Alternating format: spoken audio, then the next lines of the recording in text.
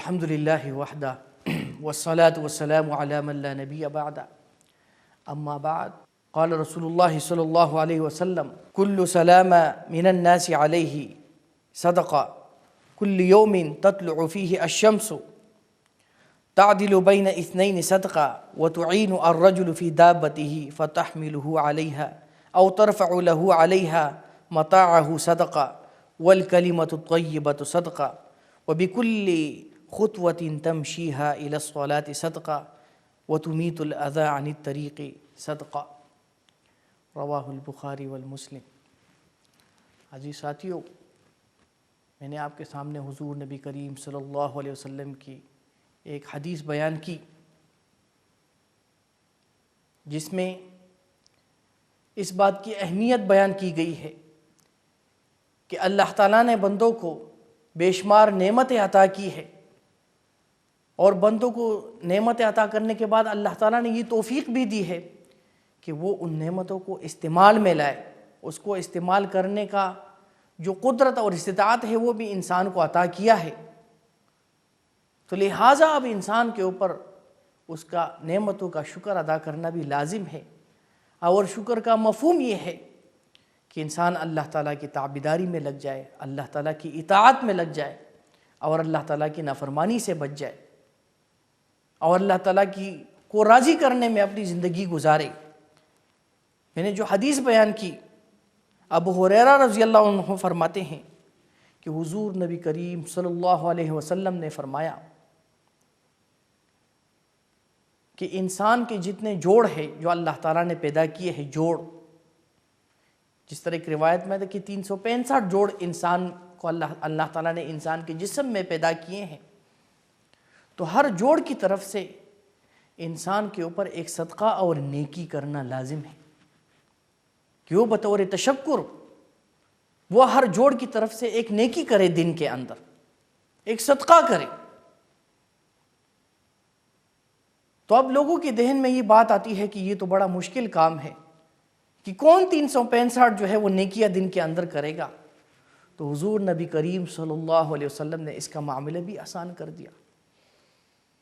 کہ گھبرانے کی ضرورت نہیں ہے کہ نیکی کے اسباب بھی بہت ہیں۔ ایک مومن اگر اس حدیث پر عمل کرنا چاہتا ہے تو اس کے لیے اللہ تعالیٰ نے اسباب بھی بڑے پیدا کیے ہیں، جس طرح آگے حدیث میں حضور نبی کریم صلی اللہ علیہ وسلم نے فرمایا کہ جب بھی ایک انسان، ایک مسلمان دو بھائیوں کے درمیان صلح کرتا ہے تو یہ بھی اس کے لیے صدقہ اور نیکی ہے، اس کے لیے ثواب کا باعث بنتا ہے۔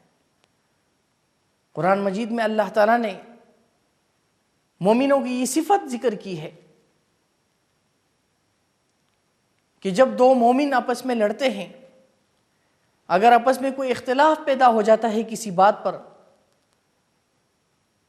تو اس صورت میں ایک مسلمان کا یہ فریضہ بنتا ہے، اس کی یہ ذمہ داری بنتی ہے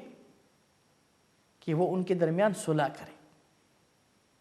ان کو آپس میں جوڑ دے، ان کو آپس میں ایک کرنے کی کوشش کرے۔ تو یہ بھی انسان کے لیے وہ نیکی ہے اور صدقہ ہے۔ اور پھر فرمایا کہ اگر ایک انسان راستے میں جاتا ہے اور اس کے پاس اس کو اللہ تعالیٰ نے سواری دی ہے، سفر کرتا ہے سواری میں، چاہے وہ گھوڑے پر سواری کرے، موجودہ دور میں اگر وہ گاڑی پر سواری کرتا ہے، اگر وہ اپنے سواری پر کسی کو سوار کرتا ہے، جس کو ہم کہتے ہیں اگر کسی کو لفٹ دیتا ہے، تو یہ بھی اس کے لیے صدقہ ہے۔ کسی کو سوار کرنا اپنے ساتھ، کسی کو آگے تک چھوڑنا، مثال کے طور پر اگر کسی کو اللہ تعالیٰ نے گاڑی دی ہے، سواری دی ہے، اگر وہ راستے میں کہیں جاتا ہے، راستے میں کوئی اس سے لفٹ طلب کرتا ہے، اور کوئی کسی کو کہیں جانے کی ضرورت ہوتی ہے، تو یہ اس کو اپنے ساتھ بٹھاتا ہے، اس کو آگے تک چھوڑتا ہے، اس کی جگہ تک چھوڑتا ہے، تو یہ بھی نیکی ہے۔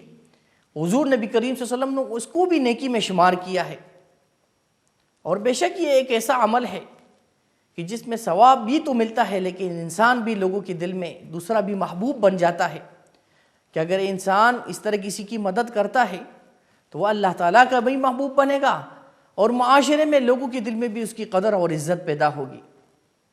اور پھر حضور نبی کریم صلی اللہ علیہ وسلم نے فرمایا ہے کہ جب تم کسی کی مدد کی ضرورت ہو، اور پھر فرمایا کہ کسی کا سامان اس کے ساتھ اٹھا کے اس کی سواری پہ رکھ لینا، یعنی اگر کوئی آدمی ہو، اس کے پاس سامان ہے، زیادہ ہے، باری ہے، وہ اٹھا نہیں سکتا، تو اس کی مدد کرنا، اس کو سہارا دینا اور یہ سامان اٹھا کر اس کے کندھے پر رکھ لینا، یا اس کے لیے وہ سامان اس کی سواری پر رکھ لینا، یا اس کے سامان کو اپنے سواری پر رکھ کر اس کو لے جانا، اس طریقے سے اس کی مدد کرنا، تو اللہ کے نبی نے فرمایا کہ یہ بھی صدقہ ہے، یہ بھی ایک نیکی ہے۔ اللہ تعالیٰ نے نیکی کے اسباب بہت پیدا کر دیے ہیں۔ اور پھر فرمایا کہ وَالْكَلِمَةُ الطَّيِّبَةُ الصَّدْقَةُ، کہ اچھی بات کہنا یہ بھی ایک صدقہ ہے، یہ بھی ثواب ہے۔ اچھی بات کہنا کی زبان سے اچھی بات کہے، انسان کے منہ سے اچھی بات نکلے۔ ایک بار حضور نبی کریم صلی اللہ علیہ وسلم نے فرمایا کہ جو بندہ یہ دعویٰ کرتا ہے کہ وہ اللہ تعالیٰ اور اس کے رسول پر ایمان اور آخرت کے دن پر ایمان لانے کا دعویٰ کرتا ہے، تو اللہ کے نبی نے ایسی مومن کی صفت ذکر کی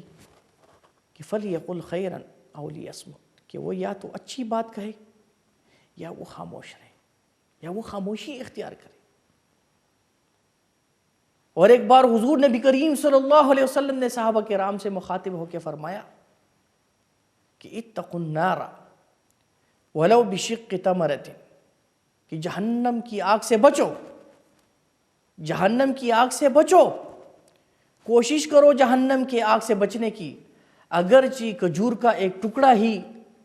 صدقہ کر کے کیوں نہ ہو۔